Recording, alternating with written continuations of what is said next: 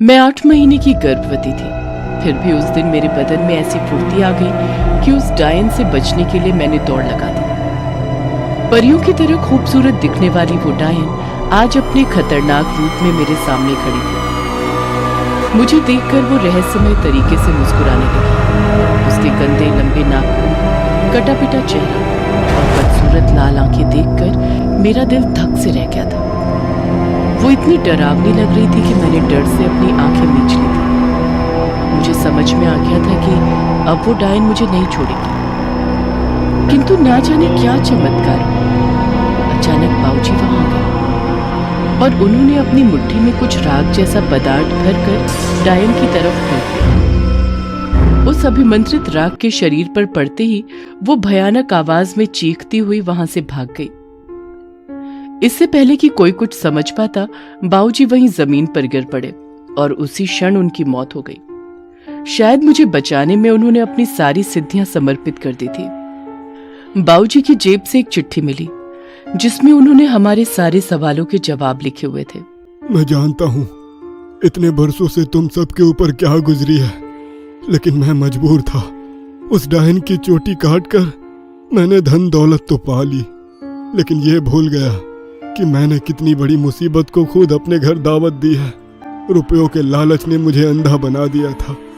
मुझे अपने तंत्र पर इतना यकीन था कि मुझे लगने लगा था उसके बल पर मैं सारी दुनिया जीत सकता हूँ। कुछ दिन तो सब सही चलता रहा, किंतु एक दिन मैंने पाया कि एक साया मेरा पीछा कर रहा है। मैंने गुरुजी के सिखाए मंत्र जपने शुरू किए तो कुछ देर बाद वो साया गायब हो गया। फिर अगले दिन मुझे पेड़ के पीछे छिपी एक महिला दिखाई पड़ी। वो मेरे सामने नहीं आती थी, लेकिन लगातार मेरा पीछा कर रही थी। मेरे साथ भी कुछ ना कुछ अनिष्ट होता रहता था। मेरे मन में अब थोड़ा डर बैठ रहा था। इसके बाद मैं कई सिद्ध तांत्रिक ओझा से मिला, जिन्होंने मुझे बताया कि डायन बिना वजह जल्दी किसी पर हमला नहीं करती।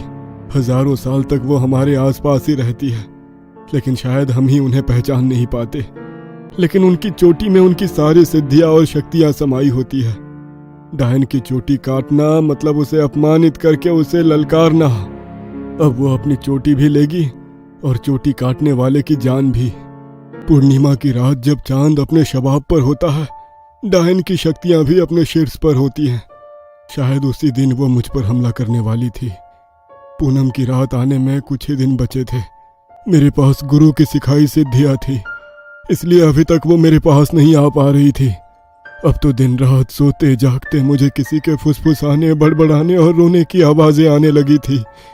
मेरा जीना मुहाल हो रहा था। वो आवाज सुन सुन कर लगता था मेरा मानसिक संतुलन बिगड़ रहा है। कभी कभी तो मैं अपना सिर दीवारों से पटकने लगता, किंतु वह गुनगुन की आवाज बंद ही नहीं हो रही थी। मुझे अपना अंत निकट दिखाई दे रहा था।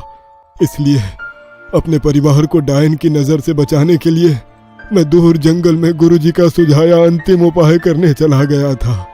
मैं जानता था पूर्णमासी की रात मुझ पर बहुत भारी है, शायद ही मैं जीवित बच पाऊं।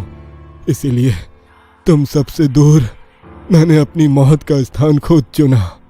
उस रात वो डायन मेरे सामने आई। मैंने मंत्र जप कर कुमकुम से अपने चारों ओर घेरा बना दिया।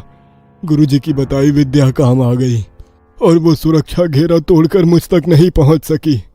इस घटना के बाद कुछ वर्ष बहुत शांति से बीत गए। मुझे लगा शायद मैंने उस डायन को पराजित कर दिया है, किंतु इस बार भी मैंने उस डायन की शक्तियों को कम आंकने की भूल की थी। इस बार वो अभी की पत्नी बनकर हमारे घर में घुस गई। उसे किसी भी तरह बस अपनी चोटी चाहिए थी। जैसे ही मुझे अपने परिवार पर खतरे का अंदेशा हुआ, मैं तुरंत जंगल से निकल पड़ा। मैं जानता था परिवार पर कोई संकट अवश्य है। बाबूजी की चिट्ठी पढ़कर माँ का रो रो कर बुरा हाल हो गया था। मैं दौड़कर अभी के कमरे में पहुंची, लेकिन उसकी सांसें भी रुक चुकी थी। एक पल में हमारा सब कुछ छिन गया। उस दिन हमारे घर से एक नहीं दो अर्थी उठी। उस मनहूस दिन को याद करके आज भी मेरा कलेजा मुंह को आ जाता है। इतना कहने के बाद सीमा फूट फूट कर रोने लगी। मेरा सब कुछ ले गई वो, सब कुछ। लेकिन माँ, दादी कहाँ है और कहाँ है हमारा गांव? हम यहाँ कैसे आए? और अब मुझे ये सब क्यों दिखाई दे रहा है? मेरा तो उस डायन से कोई लेना देना नहीं है ना। बाबूजी और अभी के अंतिम संस्कार के बाद जैसे ही हम घर लौटे, मुझे प्रसव पीड़ा शुरू हो गई और उसी दिन तुमने जन्म लिया। मुझे जैसे अपने अभी वापस मिल गए थे। माँ भी अब किसी भी कीमत पर तुम्हें खोना नहीं चाहती थी, इसलिए अगले ही दिन उन्होंने मुझे वहां से शहर भेज दिया। माँ ने मुझे कसम दी थी कि मैं तुम्हें तुम्हारा अतीत कभी ना बताऊं और चाहे जो हो जाए कभी उस गांव में लौट कर ना आऊं। हम दोनों यहाँ शहर में आकर बस गए। माँ घर में अकेली रह गई। कुछ दिनों के बाद माँ का शव घर में उल्टा लटका हुआ मिला। उनके शरीर पर जख्मों के इतने निशान थे कि देखने वाले भी कांप उठे थे। तो फिर अब ये सब जो मुझे दिखाई दे रहा है, इसका मतलब है उसने मुझे ढूंढ लिया है। वो मुझे नहीं छोड़ेगी। पता नहीं बेटा, अब इन सारे सवालों के जवाब तो तुम्हें खुद ही ढूंढने होंगे। लेकिन अगर उसने अभी तक तुम्हें नुकसान नहीं पहुंचाया है तो मेरी सलाह मानो, तुम दूर ही रहो इन सब से। माँ, जिस कारण इतनी सारी जानें चली गई, उस कहानी को मैं यूं अधूरा नहीं छोड़ सकता। अब इस कहानी को पूरा करने का समय आ गया है। मैं नहीं चाहता हमारी आने वाली हर पुश्त मौत के खौफ में जिए। लेकिन तू करेगा क्या? मुझे नहीं पता माँ, लेकिन कुछ ना कुछ तो जरूर करूंगा। रोहित इंटरनेट पर जितनी हो सकता है जानकारी जमा करता है और कुछ लोगों के कांटेक्ट नंबर भी निकाल लेता है। एक एक करके वो कई लोगों से मिलता है। अंत में उसे एक शमशान में साधना करने वाले अघोरी बाबा मिलते हैं। रोहित उन्हें अपनी पूरी कहानी सुनाता है और अपनी समस्या का स्थायी समाधान पूछता है। बाबा, मेरे परिवार ने इस डायन की चोटी की बहुत बड़ी कीमत चुकाई है। जिस रुपए पैसों के लिए दादाजी ने यह काम किया था, आज उस संपत्ति को देखने वाला कोई नहीं है। हमारे परिवार के नाम से गांव भर के लोग ऐसे कांपते हैं कि हमारी पुश्तैनी, हवेली, खेत, जमीन सब यूं ही खंडहर हुए पड़े हैं। उस जमीन पर कोई पांव रखने से भी घबराता है। देखो बेटा, मैंने ध्यान लगाकर पता किया है, वो डायन आज भी तुम्हारी हवेली के आसपास मंडरा रही है। तो क्या वो मुझे मारकर बदला लेना चाहती है? नहीं बेटा, उसे बस अपनी चोटी चाहिए। तुम्हारे पिता और दादी से भी उसे बस अपनी चोटी ही चाहिए थी।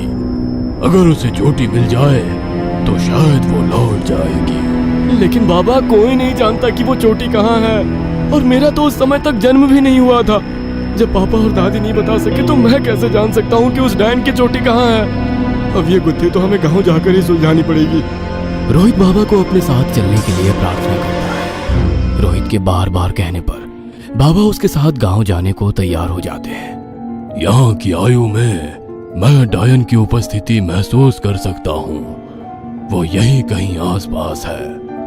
आज रात को जब वो तुम्हारे सपने में दिखाई दे तो उससे डरना या घबराना नहीं।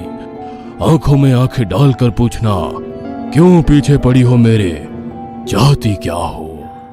एक बात याद रखना, अगर डर गए तो वो हावी हो जाएगी तुम पर। मैं तुम्हारे साथ हूं, तुम बस घबराना मत। उस रात रोहित के सोने के बाद फिर उसे वही सपना दिखाई पड़ता है। क्या चाहती हो तुम? क्यों मुझे परेशान कर रही हो? कौन हो तुम?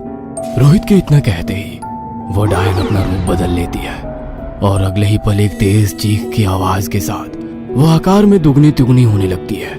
उसके नाखून लंबे और चेहरा भी खूंखार हो जाता है। रोहित डर से आंखें बंद कर लेता है। तभी उसे बाबा की कही हुई बात याद आ जाती है। अगले ही पल वो खुद को संभाल कर फिर से पूछता है, क्या चाहती हो मुझसे? मुझे मेरी चोटी चाहिए, मेरी अमानत है वो। अगर मुझे नहीं मिली तो तू भी जिंदा नहीं बचेगा। लेकिन मुझे नहीं पता तुम्हारी चोटी कहाँ है। अपनी चोटी तो मैंने बरसों पहले ही ढूंढ ली थी, लेकिन मैं उसे छू नहीं सकती। तेरे दादा ने उसे अभिमंत्रित कर रखा है। अब तू मुझे वो चोटी लाकर देगा, समझा तू? तभी डायन अपनी शक्तियों से रोहित को एक जगह दिखाती है। इसके बाद उसकी नींद टूट जाती है।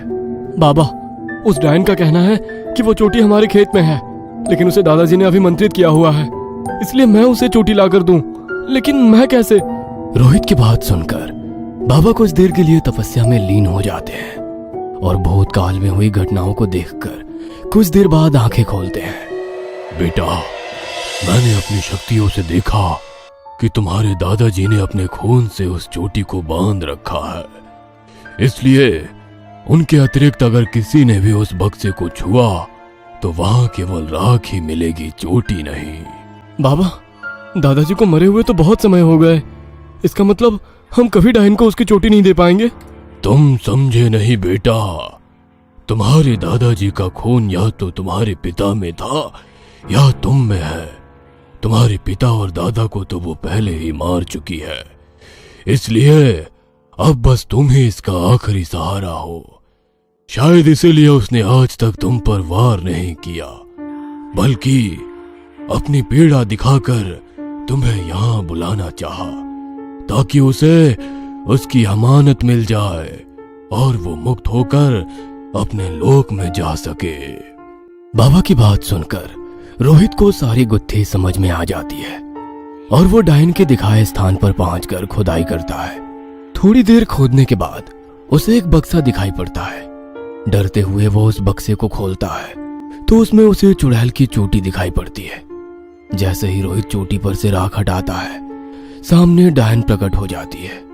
रोहित से अपनी चोटी वापस लेते ही वो डायन वहां से धुएं के बवंडर की तरह गायब हो जाती है।